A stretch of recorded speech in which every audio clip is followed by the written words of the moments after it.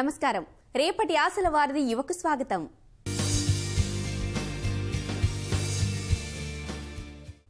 ఉన్నత చదువులు వదిలి పొలం బాట పట్టాడు.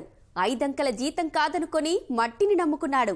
రానున్న రోజులు మొత్తం వ్యవసాయానిదే అని గమనించాడు. అంతే, అన్ని వదిలేసి పల్లెటూరు బాట పట్టాడు. గ్రామీణ ప్రాంతాల్లోని యువతను సాగు రంగంలోకి తీసుకురావడమే లక్ష్యంగా పనిచేస్తున్నాడు. దీనికోసం గ్లోవిల్ ఫౌండేషన్ స్థాపించి యువ రైతులకు సాయం చేస్తున్నాడు. అతడి చిత్తూరు జిల్లాకు చెందిన వెంకటేష్.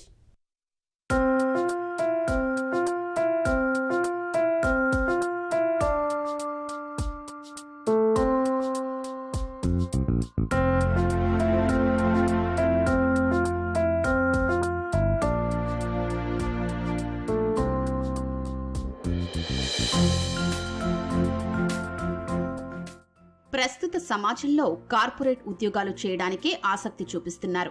ఉద్యోగం ఉంటే చాలు, భవిష్యత్తుకు ఒక భరోసా ఉన్నట్టే అనుకునేవారే ఎక్కువ. మరి అందరూ పట్టణాలకు వలస వెళ్లి ఉద్యోగాలు చేస్తే వ్యవసాయం చేసేదెవరు? మనకు ఆహారం అందించేదెవరు? ఇదే ఆలోచన ఆ యువకుడి మదిని తొలచింది. దీంతో ఎలాగైనా వ్యవసాయంలోకి యువతను తీసుకురావాలనే లక్ష్యంతో ప్రత్యేక దారిలో పయనిస్తున్నాడు వెంకటేష్ వర్మ.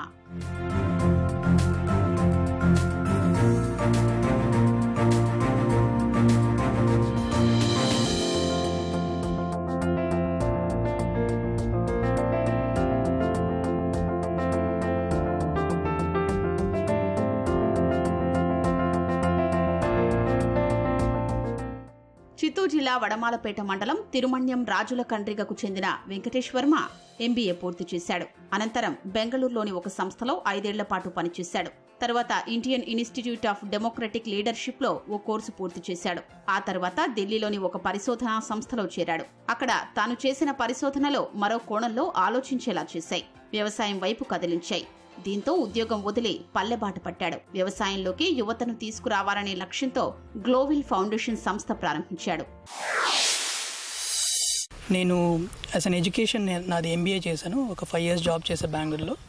తర్వాత పబ్లిక్ పాలసీ చేశాను, ముంబైలో చేశాను.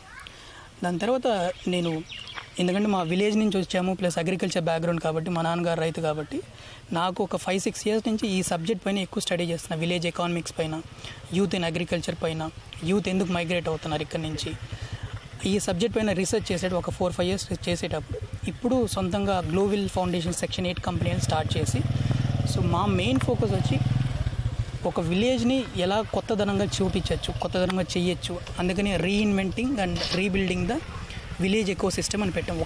One village at a time, ఒక గ్రామం ఒకసారికి అనేసి.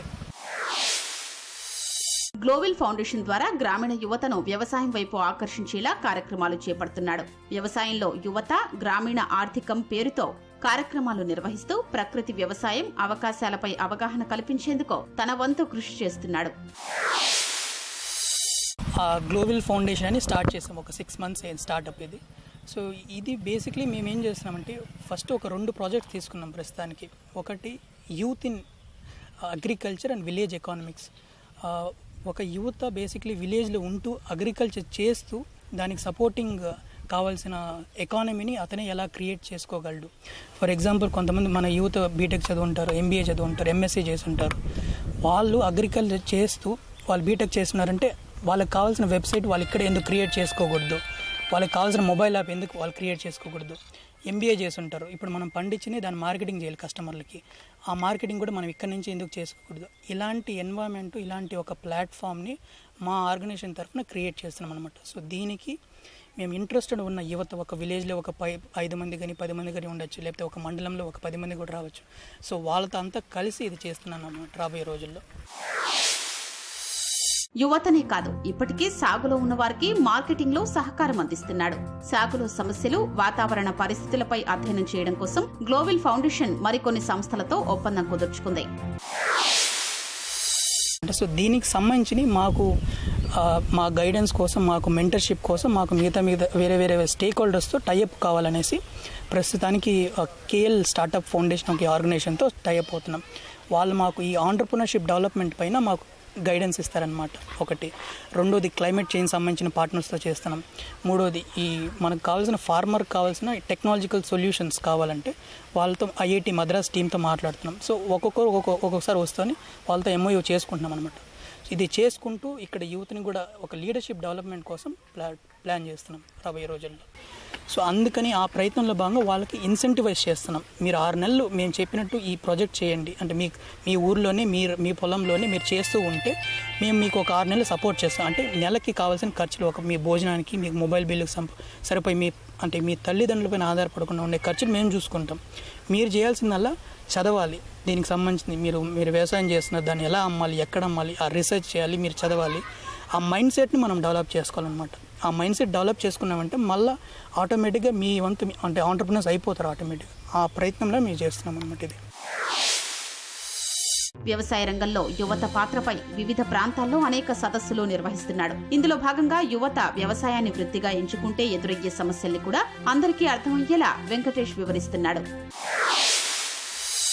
ఫ్యామిలీ సపోర్ట్ ఇనిషియల్గా కొంచెం కష్టం, ఇప్పుడు కూడా కష్టం ఉంది. కాకపోతే మనం అంటే వాళ్ళు కూడా ఆలోచిస్తున్నారు, వీడు ఏం చేస్తున్నాడు, ఎందుకు చేస్తున్నాడు. సో కొంచెం సపోర్ట్ వస్తుంది ఇంట్లో నుంచి కూడా, కొంచెం పాజిటివ్ సపోర్ట్ వస్తుంది. బట్ మనం కొంచెం అంటే సొసైటీలో కొంచెం బాగా చేసినప్పుడు ఆటోమేటిక్గా వస్తుందని నమ్మకం నాకు కూడా. సో ఇంకొక పెద్ద ప్రాబ్లం ఏంటంటే సొసైటీలో ఈ పెళ్లి విషయం పెద్ద ప్రాబ్లం అయిపోయింది. ఎవరు రైతు అంటే ఎవరు పెళ్ళికి ఇచ్చేయలేదు, విలేజ్లో ఉండాలంటేనే పెళ్ళికి ప్రాబ్లం అయిపోతుంది. సో దాన్ని కూడా అంటే ఆ బ్రేక్ చేయాలనుకుంటే మనం ఇక్కడే సొంతంగా ఏదైనా క్రియేట్ చేసుకునేదానికి ట్రై చేయాలి మనం ఆంటర్ప్రినర్స్గా. అంటే సొంతంగా మన కంపెనీ ఇక్కడే స్టార్ట్ చేసే ట్రై చేయాలన్నమాట. ఆ ప్రయత్నంగా మేము కూడా యూత్కి హెల్ప్ చేస్తున్నాం మా కంపెనీ తరఫున. వెంకటేష్ గ్లోబల్ ఫౌండేషన్ ద్వారా వ్యవసాయ రంగాన్ని ఐటీ సేవలతో అనుసంధానం చేసి మెరుగైన ఫలితాలు సాధిస్తున్నాడు. వ్యవసాయ అనుబంధ పరిశ్రమల ఏర్పాటు ద్వారా యువ రైతుల్ని గ్రామీణ పారిశ్రామికవేత్తలుగా తయారు చేయడానికి ప్రత్యేక కార్యాచరణ రూపొందిస్తున్నాడు.